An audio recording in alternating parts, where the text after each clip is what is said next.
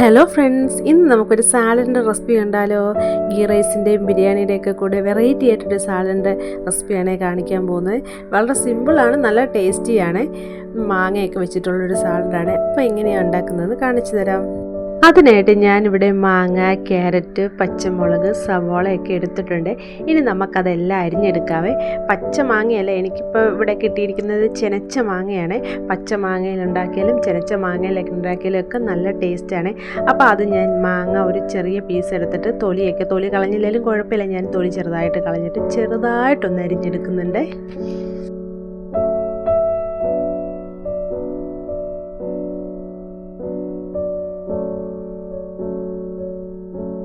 ഇനി അടുത്തത് ക്യാരറ്റാണ്. ക്യാരറ്റും അതുപോലെ തന്നെ ചെറുതായിട്ട് അരിഞ്ഞെടുക്കുന്നുണ്ട്.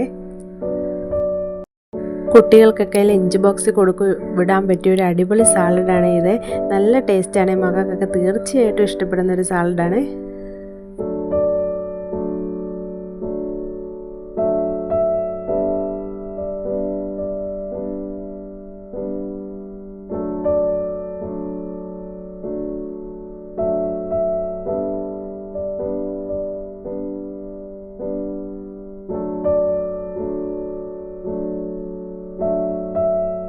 ഇനി അടുത്തായിട്ട് സവോളയും ചെറുതായിട്ട് അരിഞ്ഞെടുക്കുന്നുണ്ട്. ഒരു ഹാഫ് സവോളയും ഞാൻ എടുക്കുന്നുള്ളൂ. ഞാൻ ഒരു ചെറിയ ക്വാണ്ടിറ്റിയിലേ ഉണ്ടാക്കുന്നുള്ളൂ, അതുകൊണ്ട് ഒരു ഹാഫ് സവോളയാണ് എടുത്തിരിക്കുന്നത്. അതും ചെറിയ പീസായിട്ട് അരിഞ്ഞു കൊടുക്കുന്നുണ്ട്.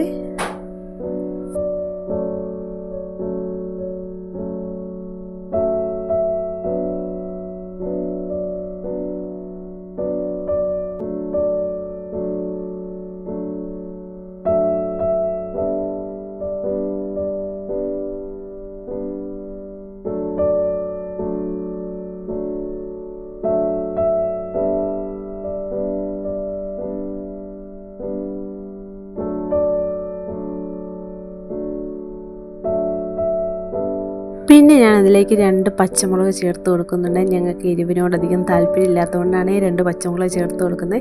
നിങ്ങൾക്ക് മുളക് പൊടിയോ ചില്ലി ഫ്ലെക്സോ എന്ത് വേണമെങ്കിലും യൂസ് ചെയ്യാം. ഞാൻ പച്ചമുളകാണ് എടുത്തിരിക്കുന്നത്. അതും ചെറുതായിട്ട് അരിഞ്ഞ് ചേർത്ത് കൊടുക്കുന്നുണ്ട്.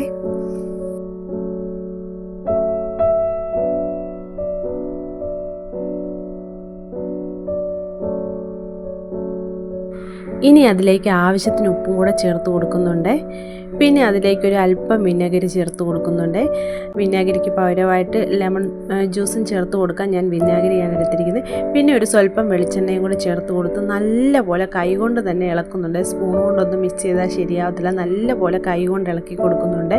എങ്കിലും ഉള്ള ടേസ്റ്റ്, ആ മാങ്ങയൊക്കെ അലുത്ത് അതിലേക്ക് ഇറങ്ങുമ്പോൾ ഒരു പ്രത്യേക ടേസ്റ്റാണ്. അതുകൊണ്ടാണ് ഇങ്ങനെ കൈകൊണ്ട് ഇളക്കി കൊടുക്കുന്നത്.